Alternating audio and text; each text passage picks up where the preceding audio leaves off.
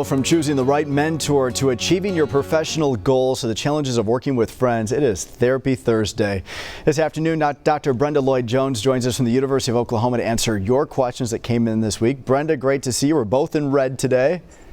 Fantastic. Welcome back. Oh, thank you so much. We have a couple of really great viewer questions today. I want to jump right in. The first comes to us from Ernestine. They say, I am serious about my career and want a mentor to support me in achieving my professional goals.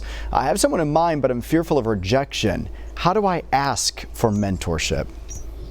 That's a great question, Brian. You know, I'm writing a book on mentorship, and we know that people who have mentors achieve their goals faster than those who do not. So Ernestine is on the right track. You know, before she schedules an appointment with the prospective mentor, she wants to know for what she wants mentoring and if that person has the expertise in that area. Next, she wants to have in mind what type of mentoring structure she seeks. For example, does she want to meet quarterly and have the mentor give her feedback on projects, or is she seeking resources or opportunities? If she knows this information when she meets with the prospective mentor, it will be difficult for that mentor to say no. Our second question comes in from Caleb. Caleb was in quite a bind here, Brenda. He says, a friend and I agreed to work on a project together this year. We scheduled a couple of meetings. He was late for the first one and a no-show for the second. That is not a good partnership.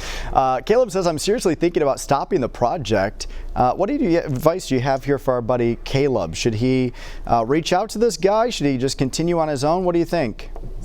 Well, Caleb sees the red flags, doesn't he? But I would suggest before throwing in the tile or the towel, Caleb should have a conversation with his friend. And they both should set up norms and expectations, even establish a probationary period. What is the expectation? What will they not tolerate? And when will they decide whether or not to move forward and advance on the project? I think making this a formal project. Sometimes with friends, we don't tie up the loose ends. So tie up the loose ends, see what you can come up with, have a deadline to assess how you're doing. And if it's not going well, then you've tried your best. It's time to cut ties. Yeah, those formal partnerships with family and friends can be really, really tricky sometimes. You're right. Yeah. All right, Brenda, great stuff today and always good to see you.